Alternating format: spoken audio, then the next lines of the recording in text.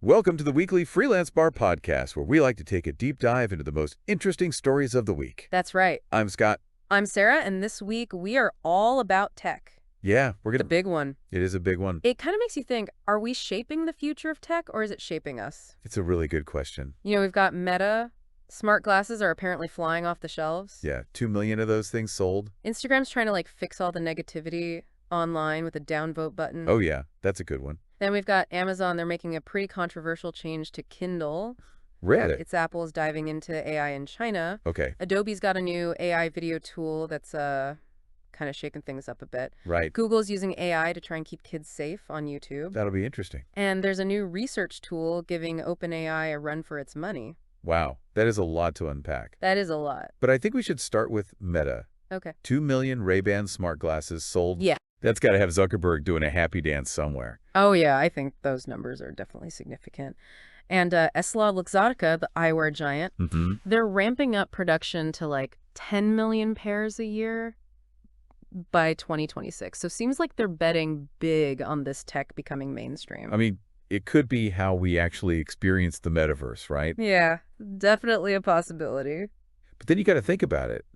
If millions of people are wearing these glasses, who controls that shared platform? Right. And what does that even mean for our privacy? That's a really good point. And there's also this whole idea of collaborations with third-party brands. Oh, yeah, I like that. Can you imagine Gucci or Prada, smart glasses? That would be awesome. Yeah, it could totally change the fashion game, merging digital and physical worlds in a way we've never seen before. Okay, so let's move on to Instagram. Okay. And their little experiment with the downvote button for comments. Yeah. Is this really going to, solve online negativity? Or is this just going to open up a whole new can of worms? It's tough to say. Instagram's head, Adam Mosseri, he says it's about giving users more control over their experience, Okay. but without public dislike counts. Yeah. How can we even tell if it's working? Yeah. And doesn't this just lead to a culture of silent downvoting where people just bury opinions they disagree with without any real discussion? It kind of makes you wonder if this is really about controlling the narrative rather than actually promoting healthy conversation. Yeah, for sure. Speaking of control, Amazon's decision to remove the option to download Kindle books via USB, that's kind of concerning, right? It is concerning. No more backups, no more converting for other devices. It makes you really question, do you actually Do you own it? own your ebooks? What happens if your Kindle breaks? Yeah, exactly. What if you want to read on a different device? Yeah. It could really lock people into Amazon's ecosystem, which isn't ideal for accessibility, Right. especially for people who rely on older devices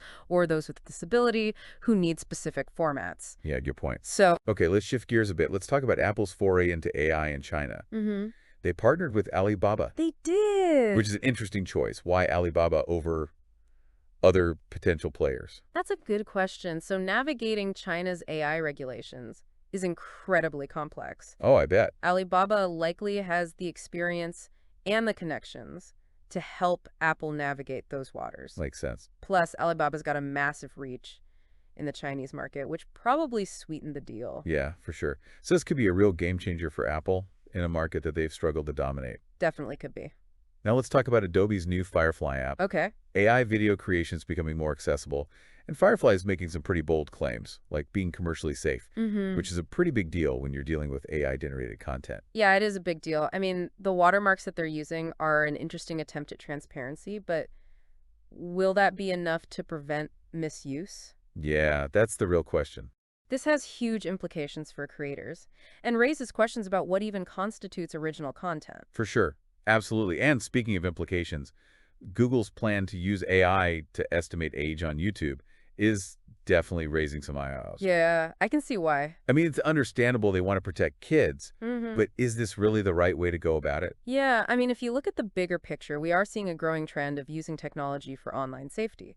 But the accuracy concerns are real. What happens to kids who get misidentified? Right? And what about the privacy implications of an AI system analyzing our faces? It is a very slippery slope. It is. Now, before we wrap up, Okay. let's talk about Perplexity's deep research. Yeah. It's a new research tool challenging the big guys like OpenAI, and they're even offering some free access, which could really shake things up in the research world. It's an interesting development for sure. What I find really fascinating is that they're emphasizing their focus on sourcing information directly from research papers. Okay. and providing context, which could be a total game changer in terms of accuracy and depth. Yeah, that would be nice.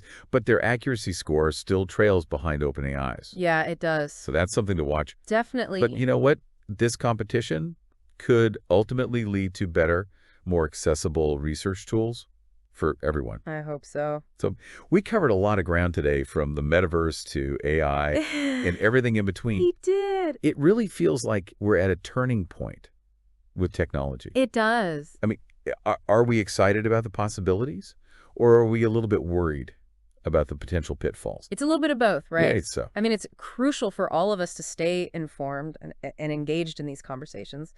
The future of tech is being shaped right now, and we all have a role to play in it. I agree.